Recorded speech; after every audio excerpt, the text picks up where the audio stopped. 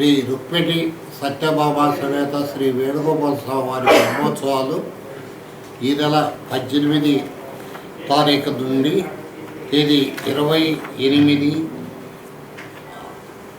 తేదీ దాకా స్వామివారి వార్షిక బ్రహ్మోత్సవాలు అత్యంత వైభవంగా జరుగుదు. తదుపరి ప్రతిరోజు సాయంత్రం 7:30 గంటలకు సాంస్కృతిక కార్యక్రమంలో కలవు కావున భక్తులందరూ ఇచ్చేసి స్వామివారి కృపకు ధన్యులవి స్వామివారి తీర్థప్రసాదాలు స్వీకరించ ప్రార్థన.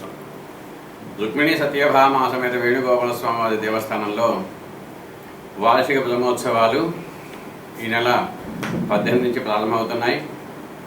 శ్రీరామనవమి అయిన తెల్లవారి అంటే చైత్ర శుద్ధ దశమి నుంచి మన ఈ బ్రహ్మోత్సవ కార్యక్రమాలు ప్రారంభమవుతాయి.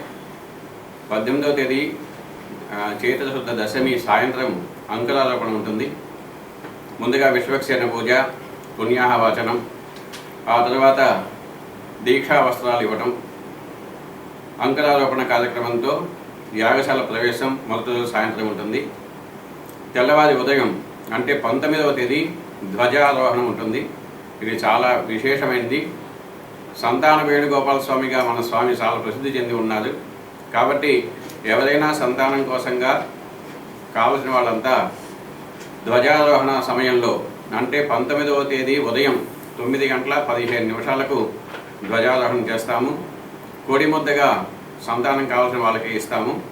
ఆ రోజు ఉదయం దంపతులుగా వచ్చి వాటిని స్వీకరించి స్వామి అనుగ్రహంతో ఆ కోడి ముద్దను స్వీకరించవలసిందిగా కోరుతున్నాం. దాని తర్వాత ప్రతిరోజు ఉదయం పూట స్వామికి నిత్య హోమ కార్యక్రమం ఉంటుంది. పంచసూక్త హవనాలు ఉంటాయి, ప్రదర్శిత హోమాలు ఉంటాయి. దాంతోపాటుగా ఉదయము సాయంత్రము విశేషమైనటువంటి వాహన సేవలు ఉంటాయి.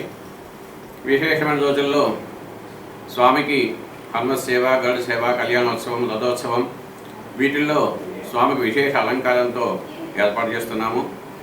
భక్తులంతా కూడా ఈ సమయాన్ని ఉపయోగించుకొని స్వామి యొక్క దివ్య అనుగ్రహాన్ని పొందవలసిందిగా కోరుతున్నాము. జై శ్రీమన్నారాయణ. నెల్లూరు ప్రజలందరికీ నమస్కారాలు. నెల్లూరు మూలాపేటలో వేంచేసి ఉన్న శ్రీ రుక్మిణి సత్యభామ సమేత శ్రీ వేణుగోపాల స్వామివారి దేవస్థానంలో ఈ నెల 18వ తారీఖు నుంచి 28వ తారీఖు వరకు స్వామివారి వార్షిక బ్రహ్మోత్సవాలు చాలా వైభవోపేతంగా జరుగుతున్నాయి. ఈ కార్యక్రమాల్లో ముఖ్యంగా 22వ తారీఖు హనుమంత సేవ, 23వ తారీఖు గరుడ సేవ, 24వ తారీఖు కళ్యాణోత్సవం, 25వ తారీఖు రథోత్సవం జరుగుతుంది. ఈ కార్యక్రమాలు ఎంతో వైభవపేతంగా జరుగుతాయి. అదేవిధంగా ప్రతిరోజు సాంస్కృతిక కార్యక్రమాలన్నీ ప్రజలకు భక్తులకి కాలక్షేపం కోసం ఏర్పాటు చేయడం జరిగింది.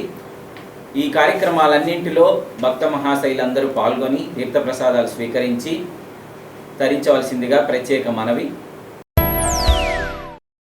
ఎంప్లాయీ మందు తాగి ఉద్యోగం చేస్తుంటే సస్పెండ్ చేస్తున్నారు. డాక్టర్ మందు తాగి ఆపరేషన్ చేస్తే సర్టిఫికెట్ లాగేసుకుంటున్నారు.